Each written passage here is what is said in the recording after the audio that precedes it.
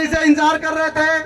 हिंदुस्तान के सबसे लोकप्रिय नेता परम आदरणीय सचिन पायलट साहब हमारे बीच अभी आप सबों को संबोधित करेंगे। मैं चाहूंगा जोरदार तालियां बजाकर अभिनंदन। सचिन पायलट, सचिन पायलट, राजेश पायलट अमर रहे। रेवाड़ी विधानसभा क्षेत्र के लोकप्रिय विधायक मेरे छोटे भाई चिरंजीव राव साहब, जो कांग्रेस पार्टी के राहुल गांधी जी के खड़गे जी के उम्मीदवार हैं, हमारे शाहपुरा से विधायक मनीष यादव जी, बैराट से पूर्व विधायक इंद्राज जी, भरत जी, मंच पर सभी रामसा यादव साहब, बहुत सभी नेतागण जो मौजूद हैं, और गांव के सभी बुजुर्गों, माताओं, बहनों, बच्चों, नौजवान दोस्तों। जैसा चिरंजीव ने बताया आपको कि पूरे प्रदेश में 5 तारीख को वोट पड़ेंगे और हरियाणा में 10 सालों से बीजेपी की सरकार है, दिल्ली में 10 साल से बीजेपी की सरकार है, और आप भी खबर देखते सुनते हो पूरे प्रदेश में ये माहौल बन चुका है कि आने वाली सरकार कांग्रेस पार्टी की सरकार है।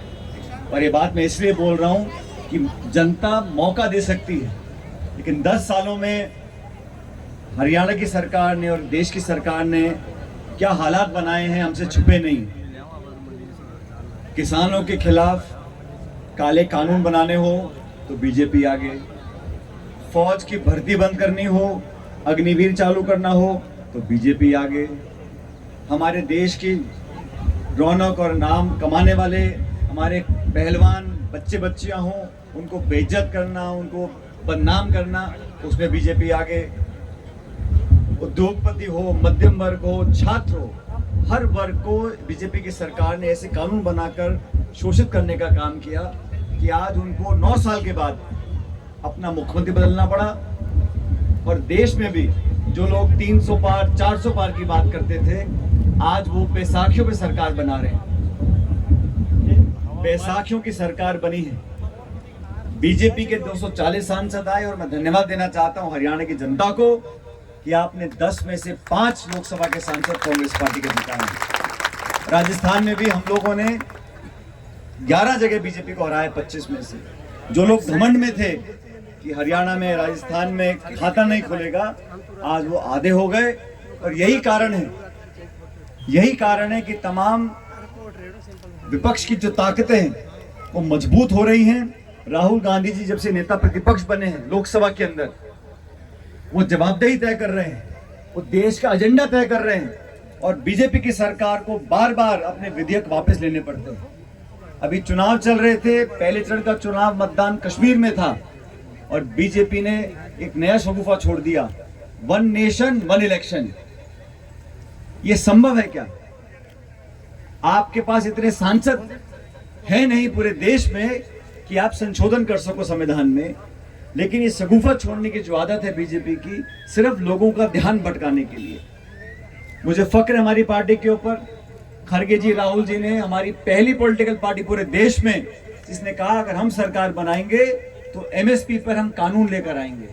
कौन रोकता है सरकार को कानून बनाने के लिए? फसल खरीद अगर होती है, अगर कानून उसमें बनता है, हमारे किसानों को अगर मुआवजा अच्छा मिलता है, फसल की कीमत मिलती है, तो बीजेपी क्यों अपने हाथ पीछे खींचती है?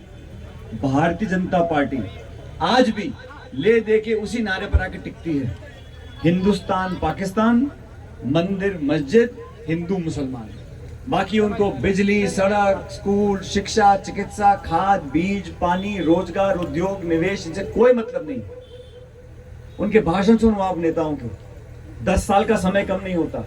इन 10 सालों में क्या तो महंगाई के हाल कर दिए, क्या शिक्षित बेरोजगारों के हाल हैं। आप देखो पूरे प्रदेश के अंदर किसान अपने आप को सहमा हुआ महसूस करता है, धरना देने जाओ तो लाठी गोली चलती है, मुकदमे दर्ज होते हैं।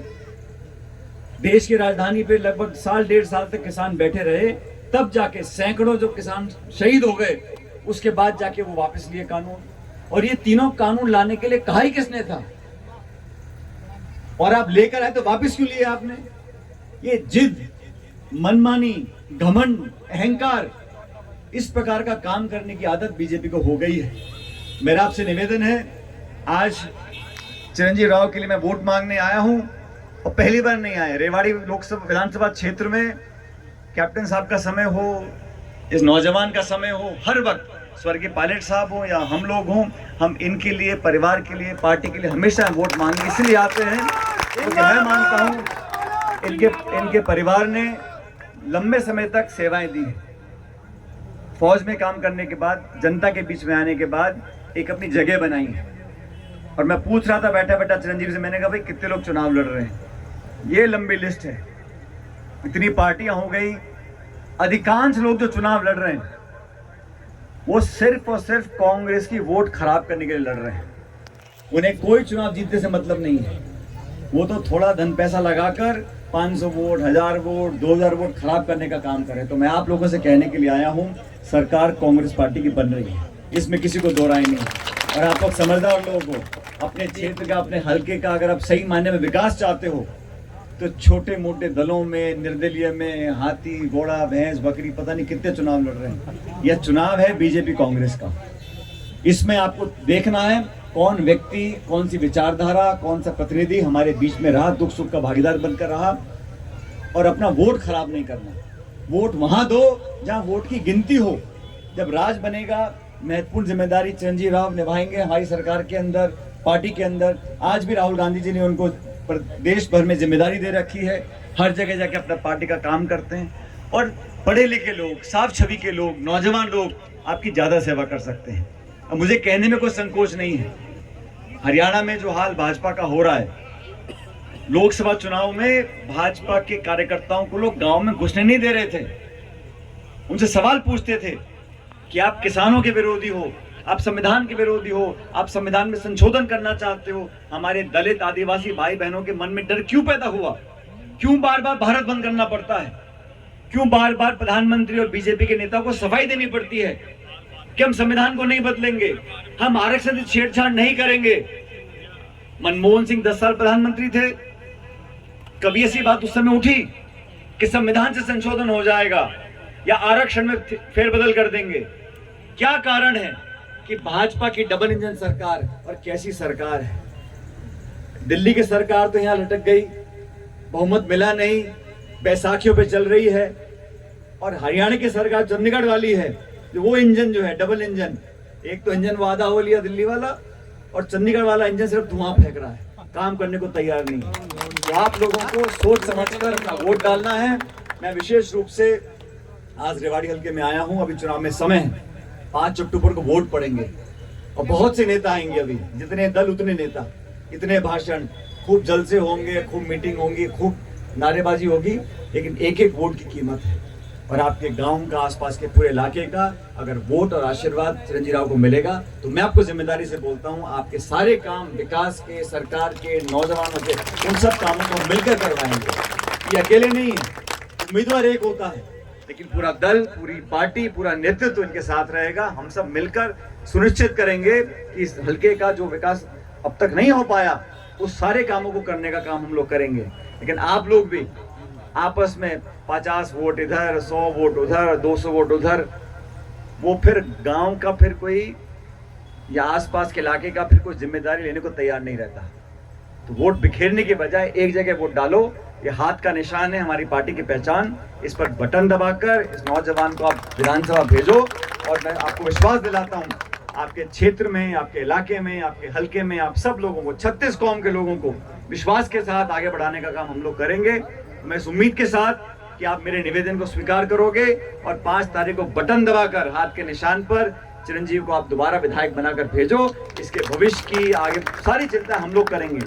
ये काम आपका है, विधानसभा में जिताकर भेजने का। अब आप लोग हाँ भरते हो तो सब के सब दोनों हाथ खड़े करो पहले तो, सारे पीछे खड़े छोरे सारे, और मेरे साथ नारा देना जोर से, Congress party, Congress party, Congress party. बहुत बहुत धन्यवाद। राम राम साहब।